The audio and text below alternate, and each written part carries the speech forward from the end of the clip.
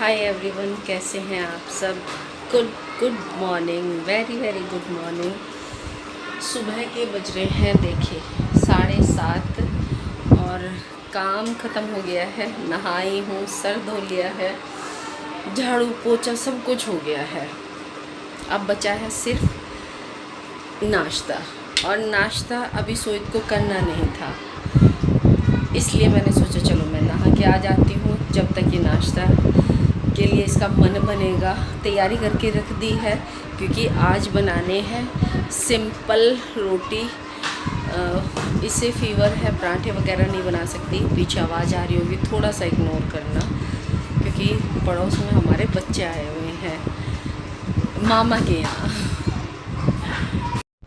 2-3 दिन से सुमित को पेट की प्रॉब्लम चल रही थी, फीवर भी था, तो यहाँ उसके मामा आए तो कहने लगे चलो सुबह सुबह खाली पेट है तो चलो मैं इसकी एक बार नाप देख लेता हूँ। ऐसा तो नहीं कि कहीं नाप हो रखी है जिसकी वजह से सब हो रहा हो। हमारा लड़का एक नहीं ठल्लू है। और हाँ, बिल्कुल पढ़ने का ना लिखने का।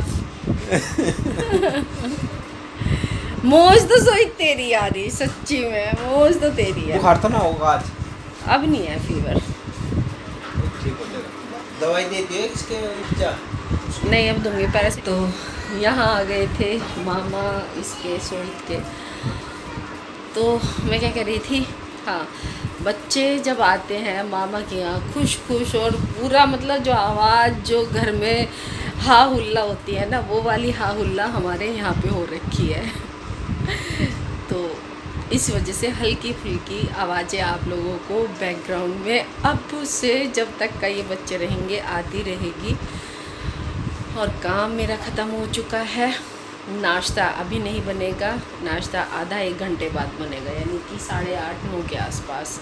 तो तब तक मैं क्या करती हूँ, मैं अपना स्कूल का जो वर्क है वो तैयार कर लेती हूँ। भेजना तो फिर यानी कि क्लासेस तो मेरी 1 बजे से हैं, तब तक मैं उसे तैयार कर लेती हूँ।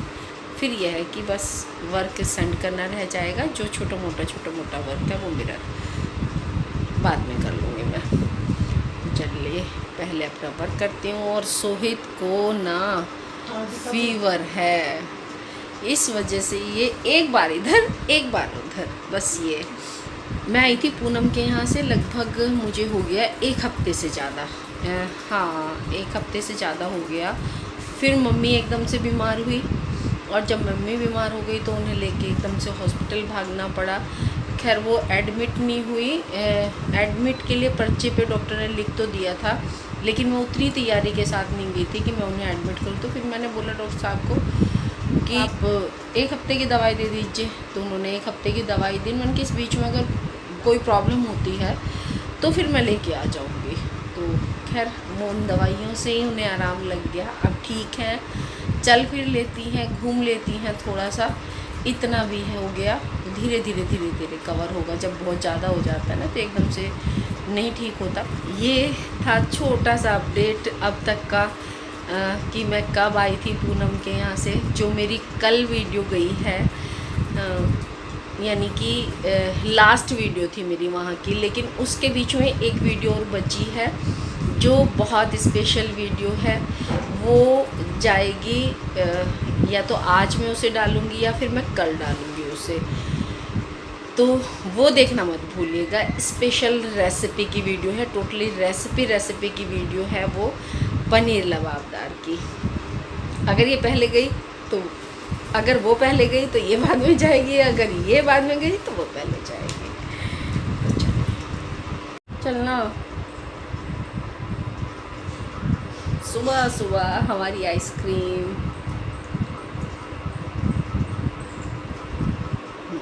अच्छी बनी है, सच में अच्छी बनी हुई है।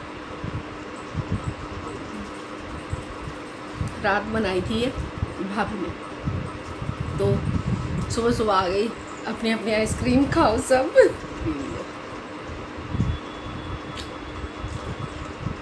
अगली बार जब वो बनाएंगी तो ज़रूर रेसिपी डालूँगी, बहुत अच्छी बनी है सही में। तो चलिए पहले सब्जी बनाते हैं। किचन में पहुंच गए, कढ़ाई जो है चढ़ा दी थी, उसमें जीरा डाल दिया था, लहसुन डाल दिया था और साथ ही डाल दिया था प्याज तेल गरम होने के बाद, ये मत सोचिएगा। और अब डाल दूंगी मैं इसमें धनिया पाउडर डालने के बाद जब तक मेरा प्याज भुनेगा तब तक मैं यहाँ पे छोटे छोटे टुकड़ों में अपने टमाटर काट लूँगी। तो मैं तो 90% ऐसे ही करती हूँ, 1-8% ही कभी ऐसा होता है कि मैं पूरी तैयारी कर लेती हूँ, स्पेशली वो भी जब कुछ स्पेशल बनाना होता है तो उससे पहले तो तैयारी बनती है, नहीं तो मैं जो रेगुलर सब्जी का तड़का लगाती हूँ वो इसी तरीके से लगाती हूँ। और अब जो मेरा टमाटर है उसमें डाल दूँगी मैं हल्दी पाउडर, लाल मिर्च पाउडर, ये कश्मीरी लाल मिर्च पाउडर है, और साथ ही थोड़ा सा मैं किचन किंग पाउडर डालूँगी। और मेरा इधर देखिए प्याज भुन गया है अच्छे से, और उसमें डाल दूँगी अब मैं ये अपने टमाटर, जो मसाले मैंने उसमें डाल करके रखे थे। थोड़ा सा पानी डाल दूँगी, इससे क्या है कि अच्छे से जो टमाटर हैं वो मेरे पक जाएंगे। और नमक डाल दिया है, नमक से तो आपको पता ही है कि और जल्दी प्रोसेस होता है टमाटर के पकने का।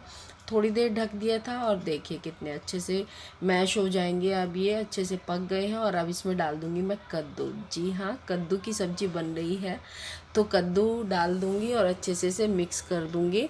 और फिर प्लेट ढक करके इसे मैं लगभग 10 मिनट के लिए छोड़ दूंगी। बीच बीच में 1-2 बार मैं चलाती जाऊंगी। कद्दू ना बहुत अच्छा बनता है, स्पेशली जब खट्टा मीठा बनता है। तो मैं यहाँ खट्टा मीठा ही कद्दू बना रही थी और बीच में एक बार मैंने ये देखिए चेक भी किया, अभी भी इसमें थोड़ी सी कमी बाकी है, दोबारा से ढकूँगी। और फिर देखो अब मैंने जब तीसरी बार इसको चेक किया तो ये कितना अच्छे से हो गया है। अब डालूँगी मैं इसमें खटास और मिठास दोनों चीज़ें देने के लिए। तो यहाँ पे मैंने 1 चम्मच जो हमारा आम का अचार होता है उसका मसाला डाला है, और 1 चम्मच मैंने डाला है शक्कर का, शक्कर जो गुड़ होती है ना कच्चा मीठा, उसका डाला है। और अब ये मेरा कद्दू तैयार है, 2 मिनट और इसे दम दूंगी, उसके बाद मैं इसे ये खाने के लिए रेडी हो जाएगा।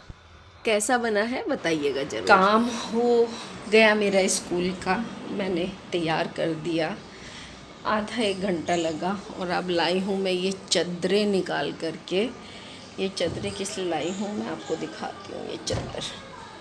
ये चादर देखिए बिल्कुल वाइट है। तो मैंने क्या किया देखिए, ऐसे सिलाई लगी हुई है ना, ये वाली ऐसे इस तरीके से वाली सिलाई लगी है, और ये सिलाई मैंने चारों तरफ लगा दी है इसकी। और ये क्या था, मैंने इसकी चादर बनाई, ये थे हमारे जो रजाई के कवर होते हैं ना, तो पहले वाइट ख़रीदते थे सब लोग, तो ये वाइट थे और अब डालते ही नहीं थे, क्योंकि जब शुरू में आए तो वो सफ़ेद कवर है, मतलब बड़े अच्छे लगते थे। और अब इनका चलन सा ख़त्म हो गया, तो यानी कि अब इन्हें कोई ओढ़ना पसंद नहीं करता, सफ़ेद है नहीं। और फिर सर्दी में ठंडे भी लगते हैं ये कॉटन के जो होते हैं। तो मैंने क्या किया, मैंने गर्मी के लिए उनको पूरी इनकी सिलाई उखेड़ी, और उखेड़ करके फिर मैंने इनकी चादरें बना दी ओढ़ने के लिए। तो मेरे एक कवर में से 2 चादरें निकल गई, एक ये है और एक ये है। तो गर्मी में ये अभी ओढ़ने के काम आएंगी। चादरें तो बहुत थी, लेकिन फिर भी ये है ना कि हम लोगों का ये होता है कि फेंकना नहीं, अब फेंके क्यों। और जब हम किसी पुरानी चीज़ को नए तरीके से इस्तेमाल करते हैं या नए रूप में इस्तेमाल करते हैं तो फिर क्यों हम फेंके। जब मैं मम्मी के पास गांव में थी तो मैं गांव में उठा लगी थी, तो मम्मी कहने लगी तो इनकी चादर बना दे। तो 2 चादर मैं मम्मी के पास छोड़ आई हूँ और 2 चादर मैं ले आई हूँ उठा करके। 4 चादर बन गई थी 2 कवर में से। आज हमारे यहाँ बहुत दिनों बाद बारिश का मौसम हुआ है, बहुत दिनों बाद बहुत कड़क वाली गर्मी पड़ रखी थी भैया। और देखो मस्त मस्त हवा, ऐसा मौसम। हवा तो हमारी ठंडी ठंडी चल रही थी, लेकिन बारिश नहीं आई थी उस दिन, जिस दिन का ये मैं आप लोगों को मौसम दिखा रही हूँ, नज़ारा दिखा रही हूँ। कितना अच्छा लग रहा है, और वो भी इतनी जलती गर्मी के बाद, और ऐसी ठंडक, कसम से बहुत मज़ा आता है। अरे नहीं, गलत नहीं है, सही है, मशीन तो लगी, सूख जाएंगे देख लेना। ये सोच ना यहाँ से नहीं खोली ये रस्सी, यहाँ से रस्सी खोल देता ना तो ये अभी लंबी बन जाती, तो इसमें भी कपड़े ज़्यादा आते हैं। नमस्ते भाई। नमस्ते नमस्ते। आ गए तुम लोग? आज तो बड़े लेट कर दिए। नमस्ते। आज इतने लेट कैसा है? लेट कुछ नहीं हुआ, 9:30 हो गए। हाँ ये तो है। मैं भी अपने देख लूँ मशीन। मैंने भी कपड़ों की मशीन लगा रखी है और मौसम हो रखा है ख़राब। दिखाती हूँ आपको। मशीन आवाज़ आ गई होगी और इसमें से मैं निकाल दूँ कपड़े। मेरी मशीन जो है ना किचन में लगानी पड़ती है मुझे। किचन में इसलिए लगानी पड़ती है, अगर मैं उधर रखती हूँ तो जब मैं स्कूल में चली जाती हूँ तो यहाँ बंदर बहुत आते हैं और मशीन में उठा पटक बहुत करते हैं। और इधर मेरे कुछ कपड़े सूख गए, यानी एक बैच सूख गया है और ये मेरा एक धुलने लग रहा है। और इधर जब बारिश आई थी ना तो यहाँ पर पेंट अभी भी चिपका रह गया था, कुछ थोड़ा बहुत हल्का फुल्का रह जाता है ना। तो एक बार तो मैं सफाई कर चुकी थी, तो ये सेकंड बारी था तो पानी से अच्छी तरीके से वो फूल गया था, तो मैं वही यहाँ पे साफ़ करने लग रही थी।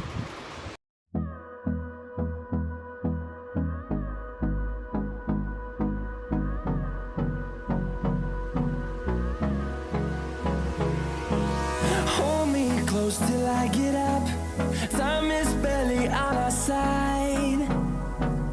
I don't wanna waste what's left. The storms we chase are leading us. और ये देखिए इधर से लेके लास्ट तक सीढ़ियों तक कितने अच्छे से क्लीन हो गया, साफ़ सुथरा। पानी डलने से और अच्छे से फूल गया था और एक बारीके में ही हल्का सा हाथ लगाना पड़ा, साफ़ हो गया, नहीं तो ये साफ़ नहीं हो रहा था। बस अभी मैंने काम भेजा है। गला आजकल ना बहुत ख़राब चल रहा है। दोबारा से 2 बजने में हो गई है 5 मिनट, काम ख़त्म हुआ है। बाहर का भी काम ख़त्म कर दिया था उससे पहले ही, जब से स्कूल का काम भेजना था उससे पहले ही बाहर जो साफ़ सफाई की थी, क्योंकि बहुत ही गंदा हो रखा था।